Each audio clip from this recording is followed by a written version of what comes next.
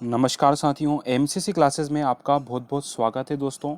हम देखने वाले दोस्तों आपका एमपी पुलिस ओल्ड पेपर का आपका नेक्स्ट लेक्चर जो कि स्टैटिक जीके का रहता है वो। और साथियों आपको एक बात बता दें दोस्तों, आज आपका एक यही लेक्चर रहेगा, बाकी लेक्चर आपके नहीं रहेंगे। तो प्लीज़ वीडियो अंत तक देखिएगा ये वाला, और प्लीज़ वीडियो को लाइक और शेयर कर दीजिए। बिल्कुल गुड आफ्टरनून, नमस्कार नमस्कार, गुड आफ्टरनून एवरीवन। चलिए तो स्टार्ट करते हैं बिल्कुल सभी।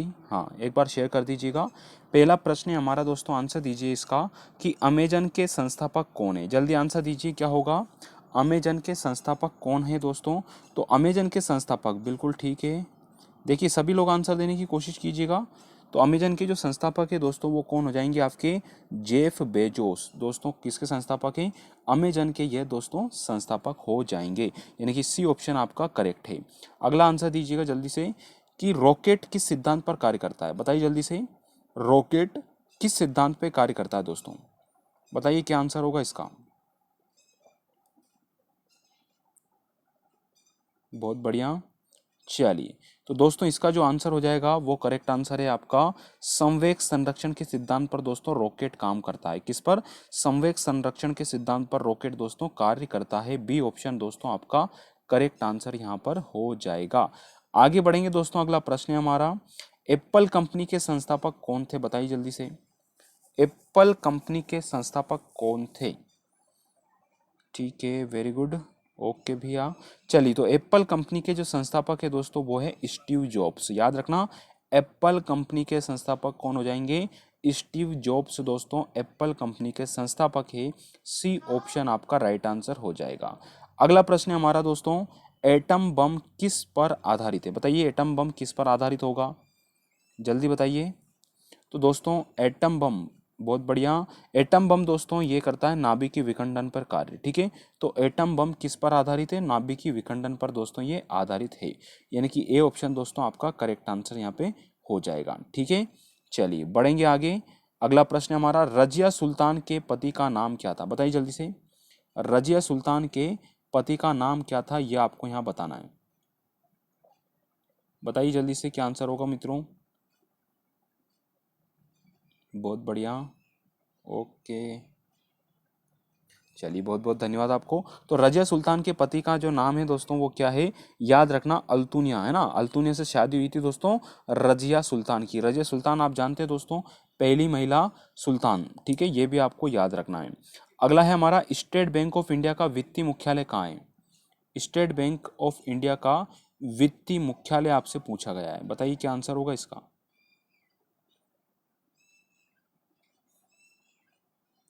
बहुत बढ़िया, वेरी गुड दोस्तों।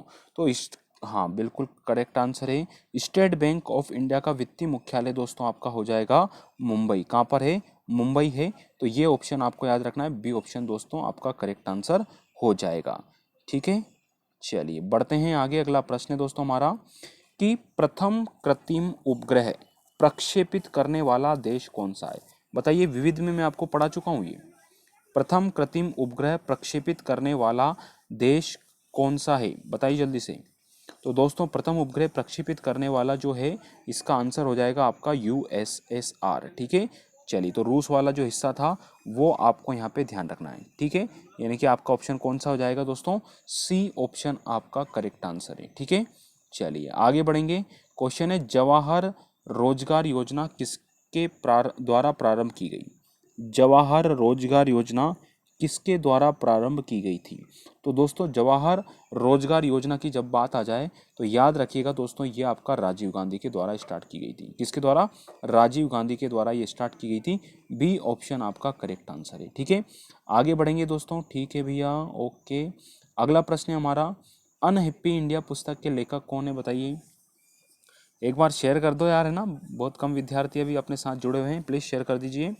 तो अनहिप्पी इंडिया पुस्तक के जो लेखक हो जाएंगे वो कौन है दोस्तों? तो वो है हमारे लाला लाजपत राय। याद रखना, अनहिप्पी इंडिया पुस्तक के जो लेखक हैं वो कौन हो जाएंगे दोस्तों? लाला लाजपत राय हो जाएंगे, यानी कि बी ऑप्शन आपका करेक्ट आंसर है। अगला प्रश्न है, इंडोनेशिया की राजधानी क्या है? बताइए, इंडोनेशिया की राजधानी क्या हो जाएगी? तो दोस्तों इंडोनेशिया की जो राजधानी है, बिल्कुल ठीक है, तो ये हो जाएगी दोस्तों हमारे आपकी जकार्ता राजधानी। इंडोनेशिया की राजधानी जकार्ता, यानी कि सी ऑप्शन आपका करेक्ट आंसर होगा। ठीक है, अगला प्रश्न है हमारा इसके बाद, पहली बार विश्व कप फुटबॉल टूर्नामेंट का आयोजन किस देश में किया गया? पहली बार दोस्तों विश्व कप फुटबॉल टूर्नामेंट का आयोजन किस देश में किया गया? तो पहली बार जो आयोजन किया गया था दोस्तों, पहली बार विश्व कप फुटबॉल टूर्नामेंट का आयोजन उरुग्वे के द्वारा किया गया था, यानी कि बी ऑप्शन आपका दोस्तों करेक्ट आंसर हो जाएगा। ठीक है, ओके भैया, चलिए आगे बढ़ेंगे दोस्तों। प्रश्न हमारा, उच्च तापमान मापने के लिए किसका प्रयोग किया जाता है? उच्च तापमान मापने के लिए किसका प्रयोग करते हैं? तो दोस्तों उच्च तापमान मापने के लिए हम जो प्रयोग करते हैं वो है पायरोमीटर का। किसका यूज़ करते हैं? पायरोमीटर का यूज़ करते हैं। तो उच्च तापमान दोस्तों, ठीक है, किसके द्वारा? पायरोमीटर के द्वारा। ये यंत्र आपको याद कर लेना किसके द्वारा किसका उपयोग किया जाता है ना। जो भी आपका दे रखा है, जिस भी आप बुक से पढ़ रहे हैं उसमें बिल्कुल दे रखा होगा साइंस वाले पोर्शन में। फिर है सार्गेसो सागर किस महासागर में पाया जाता है? बताइए, सार्गेसो सागर किस महासागर में पाया जाता है?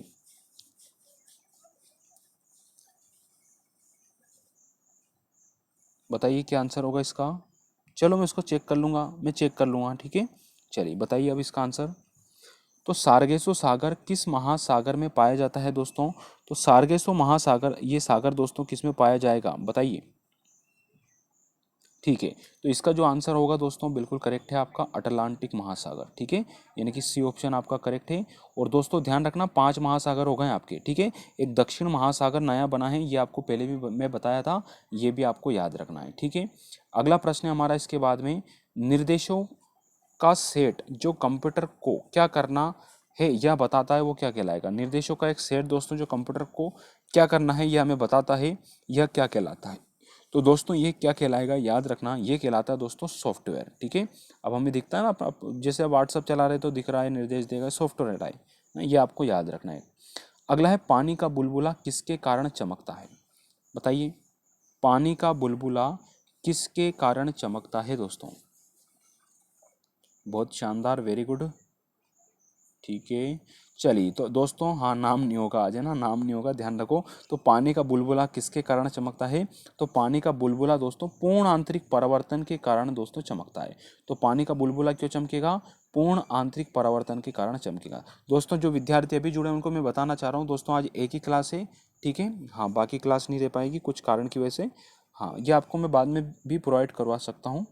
ठीक है, तो आप थोड़ा सा एक बार देख लीजिएगा, अगर मैं रहा फ्री तो आपको बिल्कुल प्रोवाइड करवा दूंगा दोस्तों। अब ये दोस्तों, स्वतंत्र भारत के प्रथम विधि आयोग की स्थापना कब हुई थी, है ना, ताकि अपनी कंटिन्यूटी बनी रहे, इसलिए बिल्कुल। तो दोस्तों स्वतंत्र भारत के प्रथम विधि आयोग की स्थापना कब हुई? तो प्रथम विधि आयोग की स्थापना हुई थी दोस्तों 1955 में। कब हुई थी? 1955 में।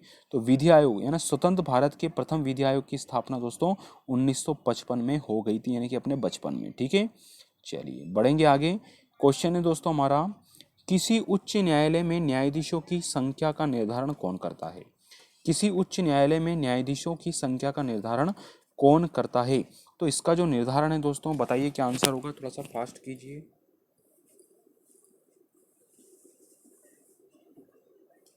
ओके भैया, बिल्कुल।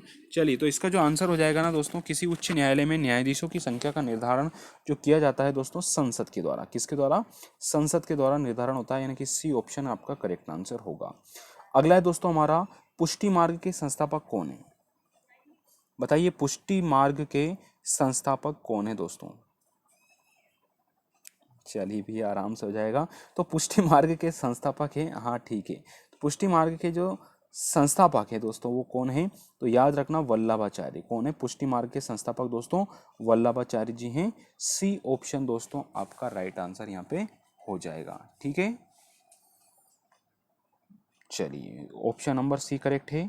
अगला प्रश्न है हमारा, जब किंग जॉर्ज प्रथम भारत आए थे, प्रथम बार भारत आए थे, उस समय भारत का वायसराय कौन था? जब जॉर्ज किंग किंग जॉर्ज प्रथम भारत आए थे उस समय भारत का वायसराय कौन था दोस्तों?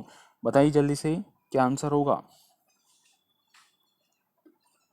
चलिए बहुत बढ़िया, काजल, सपना, गंग सिंह, मिक्की, श्वेता, मुस्कान, संजना, अनिकेत, सपना, जयवीर, अनिकेत, बहुत बढ़िया, धाकड़ेश, बद्रीलाल, जावेद, बहुत बढ़िया, राहुल कुमार, यहाँ वेरी गुड, राधिका मेहर, मुस्कान चौहान, ठीक है। तो दोस्तों जब किंग जॉर्ज प्रथम भारत आए थे उस समय भारत का वायसराय कौन था? तो उस समय भारत के वायसराय थे दोस्तों लॉर्ड होल्डिंग द्वितीय, यानी कि ए ऑप्शन दोस्तों आपका करेक्ट आंसर हो जाएगा। बहुत बढ़िया। अगला प्रश्न हमारा, किस राज्य का लोकसभा में सबसे ज्यादा प्रतिनिधि है? किस राज्य का लोकसभा में सबसे ज्यादा प्रतिनिधि है? बताइए अनिकेत राय जल्दी से। श्वेता, काजल, सोनम, संजना, जल्दी आंसर दीजिए। हर्षु, बहुत बढ़िया। पूजा, मिलन। चलिए तो इसका जो आंसर होगा वो क्या हो जाएगा दोस्तों? ये आपका आंसर हो जाएगा उत्तर प्रदेश। तो लोकसभा सीट हमने पढ़ी दोस्तों, सबसे ज्यादा कहाँ की? उत्तर प्रदेश की। जल्दी से कमेंट कर दीजिए दोस्तों कितनी है, जल्दी बताइए झनक। अगला है, टुंड्रा प्रकार की जलवायु किस महादेश में पाई जाती है? बताइए राहुल जल्दी से। टुंड्रा प्रकार की जलवायु किस महादेश में पाई जाती है? तो ये जो पाई जाती है ना दोस्तों, ये मिलेगी आपको यूरोप में। कहाँ मिलेगी टुंड्रा? ये आपकी यूरोप में मिल जाएगी। बी ऑप्शन आपका करेक्ट है। बहुत बढ़िया मुस्कान। नेक्स्ट प्रश्न है हमारा, अरावली पहाड़ी की सबसे ऊंची चोटी कौन सी है? बताइए जल्दी से। एनआर, पूजा, मिलन, पीयूष सिंह ठाकुर, जयवीर, शिवानी, राधिका, अनिकेत, बताइए जल्दी से। सपना हिरवार, बहुत बढ़िया। तो अरावली पहाड़ी की सबसे ऊंची चोटी कौन सी हो जाएगी? ये चोटी दोस्तों आपका गुरु शिखर हो जाएगी। बी ऑप्शन आपका करेक्ट आंसर हो जाएगा। ठीक है संध्या। चलिए आगे बढ़ते हैं केशव, अगला प्रश्न है आपके लिए। जब लंदन में पहला गोलमेज सम्मेलन बुलाया गया उस समय ब्रिटिश प्रधानमंत्री कौन थे? जब लंदन में पहली बार गोलमेज सम्मेलन बुलाया गया उस समय ब्रिटिश प्रधानमंत्री कौन थे? बताइए जल्दी से क्या आंसर होगा इसका। बहुत बढ़िया, चलिए वेरी गुड। तो ये जो आंसर होगा दोस्तों याद रखना बिल्कुल, ठीक है। चलिए ये हो जाएगा रेमन मैकडोनाल्ड। कौन थे दोस्तों? रेम से मैकडोनाल्ड थे, ये प्रधानमंत्री ब्रिटिश के उस समय। ठीक है। अगला प्रश्न है हमारा, धन विधेयक कहाँ पेश किया जाता है? बताइए जल्दी से। धन विधेयक कहाँ पर पेश किया जाता है? पीयूष सिंह ठाकुर, बहुत बढ़िया। तो धन विधेयक कहाँ पेश करेंगे केशव? ये जो आंसर होगा शिवम, बहुत बढ़िया। ऑप्शन नंबर बी आपका करेक्ट आंसर है भैया, बिल्कुल करेक्ट है। धन विधेयक हमेशा लोकसभा में पेश किया जाता है। फिर है रेडिफ मेल के संस्थापक कौन है? रेडिफ मेल के संस्थापक बताइए जल्दी से। बताइए राजनंदिनी, दीपक मोर, जयवीर, जावेद, अनिकेत, शिवम, केशव, सपना, पूजा, सपना, बहुत बढ़िया। तो ये जो आंसर होगा भैया, रेडिफ मेल के जो संस्थापक है वो हो जाएंगे अजीत बालकृष्ण। कौन है दोस्तों? अजीत बालकृष्ण हो जाएंगे। डी ऑप्शन आपका करेक्ट आंसर होगा। ठीक है। महिमा शर्मा। चलिए आगे बढ़ेंगे दोस्तों। अगला प्रश्न है हमारा, ठोस से सीधे गैस में परिवर्तन क्या कहलाता है? बताइए जयवीर। ठोस से सीधे गैस में परिवर्तन क्या कहलाएगा? ये आपका एमपी पुलिस में साइंस में भी कई बार पूछा गया क्वेश्चन है दोस्तों। Very good Rahul. चलिए तो करण सिंह बिल्कुल करेक्ट आंसर है भैया। ठोस से सीधे गैस में परिवर्तन दोस्तों ये कहलाता है ऊर्ध्वपातन, यानी कि ए ऑप्शन आपका करेक्ट आंसर होगा। ठीक है संजना। चलिए बढ़ेंगे दोस्तों अगले प्रश्न की ओर। अगला प्रश्न है हमारा इसके बाद में, बताइए गांधी सागर बांध किस परियोजना का हिस्सा है? गांधी सागर बांध दोस्तों ये तो एमपी का है, बहुत शानदार। पीयूष सिंह, काजल। तो इसका आंसर क्या होगा? गांधी सागर बांध किस परियोजना का हिस्सा होगा? सचदेव रावत। चलिए तो ये जो हिस्सा हो जाएगा दोस्तों किसका एक हिस्सा है? तो ये हम जानते हैं मध्य प्रदेश में है, तो ये आपका चंबल परियोजना पे है ना, मतलब मध्य प्रदेश से निकल रही है आपकी इंदौर के महू से, है ना, चंबल नदी, इसी पर ये बना हुआ है, यानी कि आपका सी ऑप्शन दोस्तों करेक्ट आंसर होगा। ठीक है। चलिए आगे बढ़ेंगे। किस संविधान संशोधन विधेयक द्वारा संसद मतदान की आयु 21 वर्ष से 18 वर्ष कर दी गई है? किस संविधान संशोधन विधेयक द्वारा संसद मतदान की आयु दोस्तों 21 से 18 कर दी है? तो 21 से जो 18 कर दी है दोस्तों, ये कौन से संविधान संशोधन के द्वारा की गई है? तो ये दोस्तों हुआ था 61वां संविधान संशोधन। याद रखना 61वें संविधान संशोधन में दोस्तों 21 वर्ष से कितनी कर दी है? 18 वर्ष आयु कर दी है। ए ऑप्शन आपका करेक्ट आंसर होगा। ठीक है। चलिए बढ़ेंगे आगे दोस्तों। अगला प्रश्न आता है हमारा इसके बाद में। क्वेश्चन है, निम्न ब्याज दर वाला ऋण कहलाता है? बताइए निम्न ब्याज दर वाला ऋण क्या कहलाएगा? बताइए शिवानी, तोमर, जयवीर, राहुल। चलिए ये जो आंसर हो जाएगा आपका ये होगा दोस्तों सुलभ ऋण। ठीक है, तो निम्न ब्याज दर वाला ऋण कहलाएगा सुलभ ऋण, ये ध्यान रखना। ठीक है, चलिए दोस्तों बिल्कुल धन्यवाद। वीडियो यहाँ पे कंप्लीट होता है। प्लीज़ वीडियो को जल्दी से जल्दी शेयर कर दीजिएगा साथियों। और आपको एक बार बता दूं दोस्तों, आज आपकी एक ही क्लास रहेगी।